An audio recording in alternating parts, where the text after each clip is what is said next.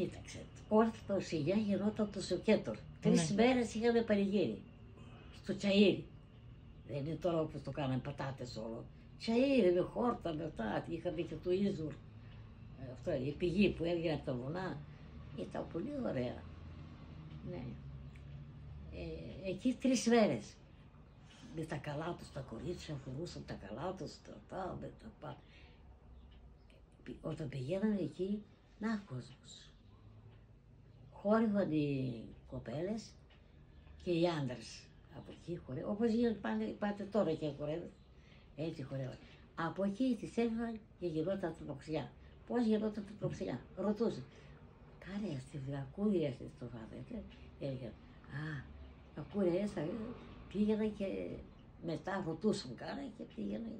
Ήξεραν τους γονείς, τα κορίτσια πού να τα ξέρουν. 17, 18, 16 χρονών και 15. Είχε και πιο μεγάλη. Έτσι και η αδερφή μου μετά από το Σοπιέτο που λέμε, δεχόμαστε προξενιές. Έτσι γινόταν. Όλοι δεχόμαστε προξενιές, ερχόταν οι προξενιές και θυμάμαι η Μαρίκα ήρθαν οι προξενιές κάτι με πρόβατα και με αυτά. Πρόβατα όλοι είχαν οι άνθρωποι, τι να κάνουν τώρα. Και ήρθε, του κάνει τα παπούτσια, τα παίρνει τα παπούτσια και τα πέταξε. Γιατί? Δεν ήθελε, τι, θα πάω αυτό με τα πρόβατα. Θυμάμαι ο κοπάς μου,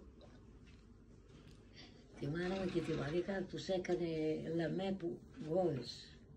Γόβες? Γόβες λαμέ. Τότε? Τότε. Εγώ τώρα 11 χρονών ήμουν τώρα και 2 χρόνια. Τελευταία, όχι δεν ήταν τελευταία χρονιά, πριν. Και τα φόρεσα όλα στο πιάτο, όλη τη βεβαιρουδένια φουστάνια με αυτά, όλοι τα ωραία τα αυτά, τότε τα βάζανε για το Σοπιέτορ, τότε τα βάζανε. Και βάλανε τις γόβες, η μαμά μου πρώτα και μετά η Μαρίκα, η μαμά μου ήταν πολύ ωραία χόρευε. Και τραγουδούσαμε εμείς και λέει, δεν τραγουδάτε με νότες. Και άρχιζε πάρα πολύ ωραία. Τραγουδούσε με νότες, ήταν και χορευτό.